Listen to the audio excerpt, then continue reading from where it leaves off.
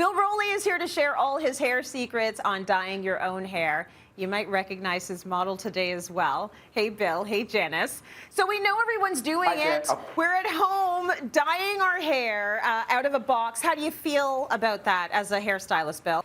Well, I've always said, Tracy, that people are going to color their own hair at home whether I like it or not.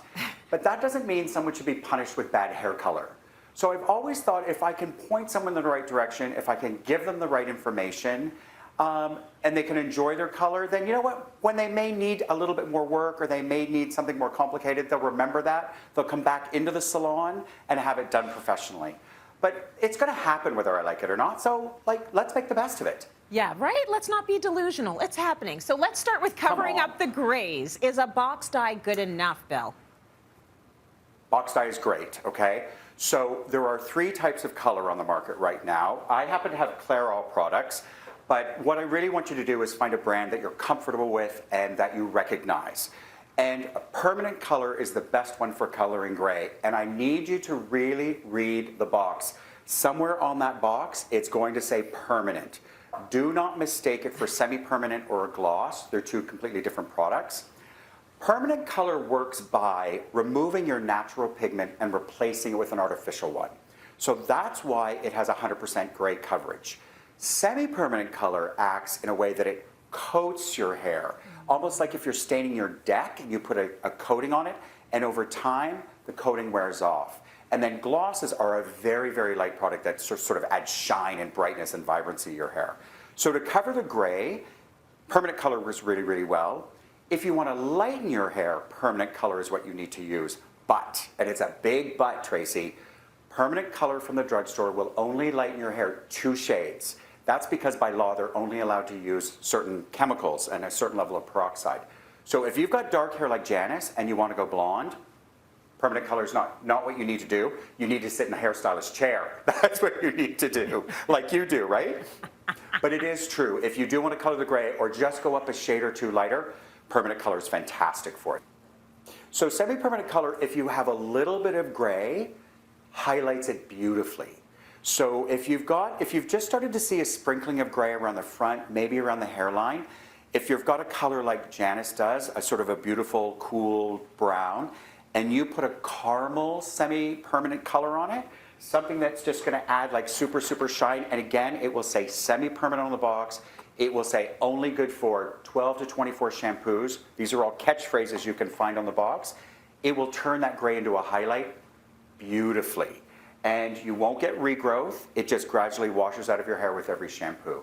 And it's a beautiful way to camouflage gray. So think about permanent color covering gray and semi-permanent color camouflaging it. What would you suggest for Janice then? Is she going semi or is she going permanent? What do you think? Well, I think because Janice does a 2-step process, she does her roots to cover the gray and then she adds highlights to it. That's probably the best for her.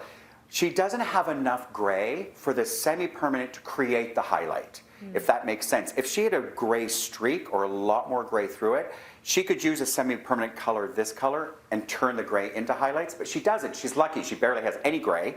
So to just cover the gray, to blanket the gray with a permanent color is actually best, and then just to have highlights put on it to give it the brightness and the movement and the sparkle, it's fantastic. And then because highlights tend to fade, the other thing that she can do at the mid-process, and this is kind of the new kid on the block, are these glosses, and they only last for maybe 2 weeks depending on how often you wash your hair, but the shine, the reflective quality is amazing. Think of it as a conditioner with color in it, and it will just bring, in Janice's case, that beautiful honey tone back.